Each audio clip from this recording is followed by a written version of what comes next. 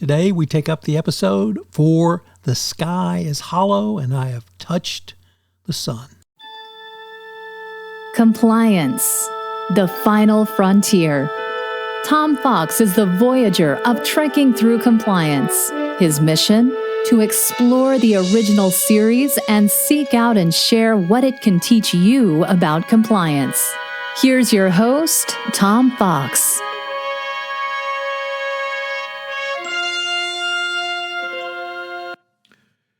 Trekking Through Compliance, Episode 63, For the World is Hollow and I Have Touched the Sky. In this episode of Trekking Through Compliance, we consider the episode For the World is Hollow and I Have Touched the Sky, which aired on November 8th, 1968, and occurred on Stardate 5476.3. Story synopsis. McCoy calls Kirk to sickbay and informs him that the chief medical officer of the Enterprise, i.e. Dr. McCoy, has contracted an incurable fatal disease called xenopolycythemia and has 1 year to live. However, McCoy assures Kirk that he will be able to do his job until the end. Suddenly, the Enterprise is attacked by chemically fused missiles and forced to destroy them. The Enterprise then diverts and determines the point of origin to be an asteroid 200 kilometers in diameter. The asteroid is actually a nuclear-powered spaceship on a collision course with the planet Daran V. Spock detects no life forms, so a landing party consisting of Kirk, McCoy's, and Spock beam down. While exploring a set of pink cylinders, the landing party is attacked by plaid-clad soldiers. McCoy is knocked out but proves to be none the worse for wear. After informing them that the Oracle advises that the priestess leader, Natira, that they come in peace, the Oracle treats them to an electric shock to show what it is like to be their enemies. The inhabitants of the world, called Yonata, do not know that they are on a spaceship, except for one old man who has climbed a mountain when he was young. He gives herbs to the threesome from the Enterprise after their electrical experience, but confides to them things are not as they seem, for the world is hollow and I have touched the sky, he intones. After uttering this intonation, the Oracle punishes the old man with death by means of a subcutaneous instrument of obedience. Spock recognizes Fabrini writing on the Oracle chamber and a symbol showing 8 planets as in the Fabrini system.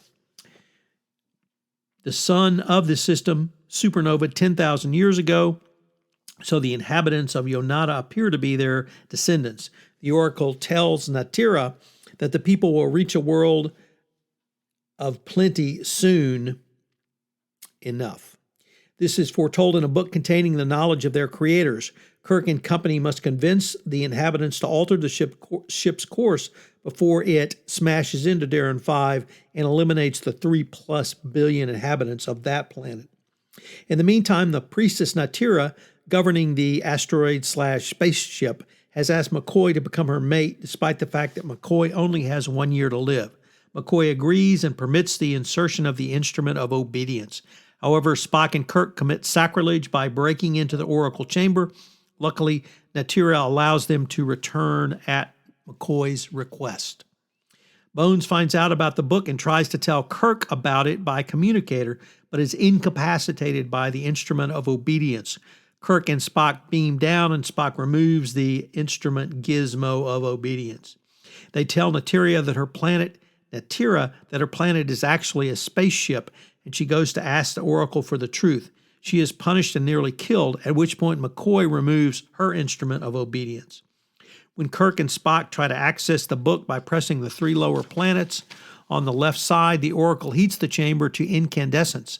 However, Kirk is able to reach the book. He finds instructions on how to access the asteroid's controls by applying pressure to the center of the Oracle as it slides aside. They disable the Oracle and put Yonata back on course.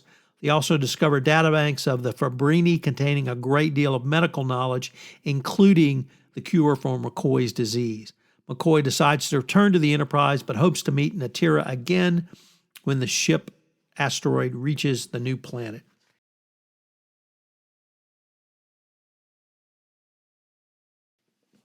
So what's the fun fact for today? Well, the idea of an interstellar arc is indeed an old one, and it was first proposed by the father of American rocketry, Dr. Robert Goddard, back in 1918. Olaf Stapleton and Don Wilcox wrote stories about the idea in the 1940s, and most interestingly, Robert Heinlein originated the notion that inhabitants might forget they were on a spaceship in the book Orphans of the Sky, a concept later reused by Harlan Ellison in his story Phoenix Without Ashes.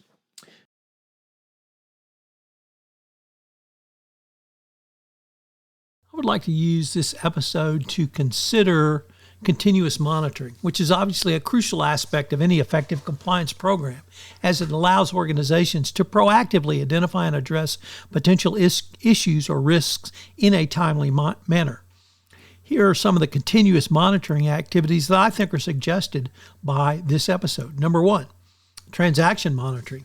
Continuously analyze financial transactions, payments, and other monetary activities to detect any suspicious patterns, unusual activity, or potential fraud.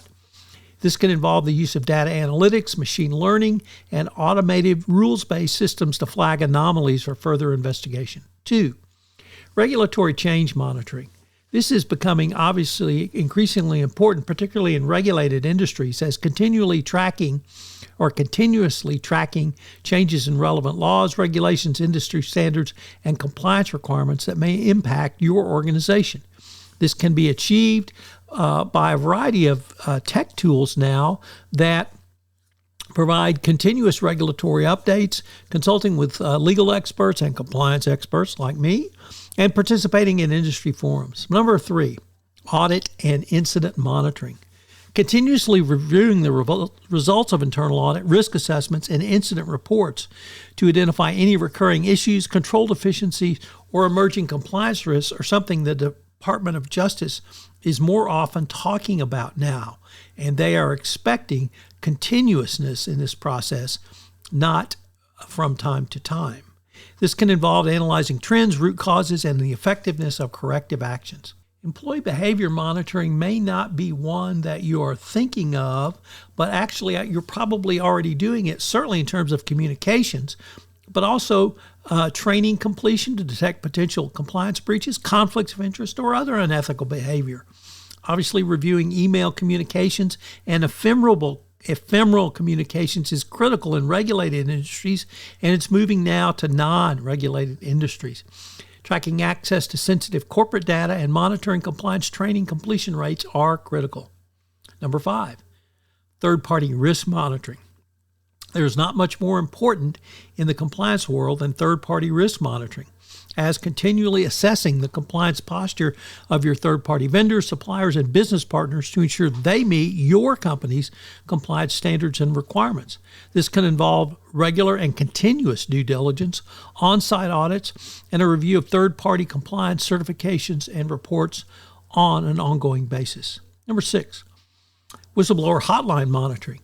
You should continuously review and investigate reports received through your organization's whistleblower hotline or other reporting channels to identify potential compliance issues or concerns. This includes analyzing the nature, frequency, and trends of reported issues to inform compliance program enhancements. Number 7, regularly monitoring and horizon screening. Here you should continuously monitor regulatory developments, industry trends, and new emerging compliance risks to anticipate and proactively address potential changes or requirements.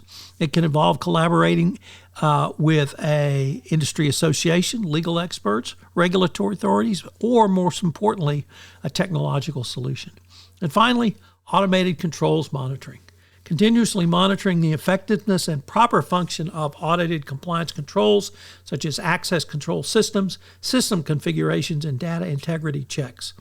This can involve the use of specialized software or tools to continuously validate the ongoing effectiveness of these controls. By implementing these and other continuous monitoring activities, compliance programs can enhance their ability to identify and mitigate compliance risks in a timely and indeed continuous manner. So that's about as proactive as you can get. But it also promotes a culture of compliance and demonstrates an ongoing commitment to regulatory adherence going forward.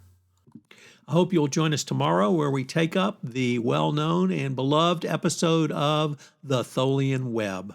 If you enjoyed this episode of Trekking Through Compliance, you can help it grow by sharing it with the biggest Trek fan you know.